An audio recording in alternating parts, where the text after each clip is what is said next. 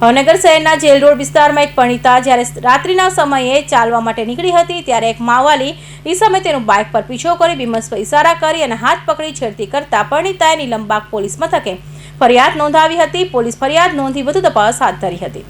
આ બનાવ અંગે નીલમબાગ પોલીસ મથકે જાણવા મળતી વિગતો અનુસાર આકાશદીપ કોમ્પ્લેક્ષમાં રહેતી 25 વર્ષીય ખુશાલી ગરણિયા ગત તારીખ 28 જૂનની રાત્રે 9 વાગ્યાના સુમારે એકલી જેલ રોડ પર ચાલવા નીકળ્યા હતા। સવાર 9 વાગે નારસામાં જ્યારે તેઓ પરત ફરી રહ્યા હતા ત્યારે ડોક્ટર કેફે સામેથી એક બાઇક ચાલકે તેમનો પીછો કરવા લાગ્યો હતો। એ સમયે બીમસ્વ હોસ્પિટલ પાસે બાઇક ઊભું રાખી યુવતી સામે જોઈ બીમસ્વ ઇશારા કર્યા હતા। ત્યારબાદ ભાજપ કાર્યાલય પાસે આરોપીએ બાઇક યુવતીની નજીક લાવી હોર્ન વગાડી ડરાવવાનો પ્રયાસ કર્યો હતો અને યુવતી પાસે મોબાઈલ નંબરની માંગણી કરી હતી। યુવતીએ વિરોધ કરતા ઈસમોએ તેનો હાથ પકડી લીધો હતો।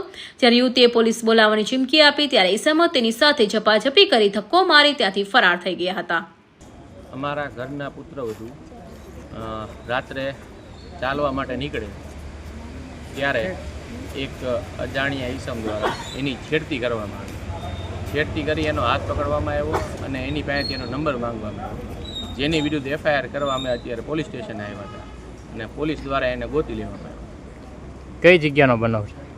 આપણે અહીંયાથી A ડિવિઝન પોલીસ સ્ટેશનની સામેથી અને ભાજપ કાર્યાલય સુધીની વચ્ચે એને 3-4 વખત રોકવાની ટ્રાય કરી અને ભાજપ કાર્યાલયથી થોડુંક આગળ આપણે ધોળકિયા સાહેબનું દવાખાનું હતું ત્યાં આગળ એને ઊભી રાખીને એની છેડતી કરીને એનો હાથ પકડ્યો।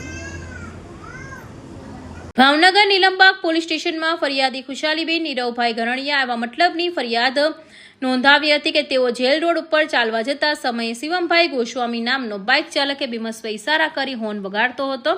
ત્યારબાદ મારો હાથ પકડી મારો મોબાઈલ નંબર માંગી ઝપાઝપી કરી હતી। આથી ફરિયાદીના પગલે પોલીસે શિવમભાઈ ગોસ્વામીને ઝડપી આગળની કાર્યવાહી હાથ ધરી છે।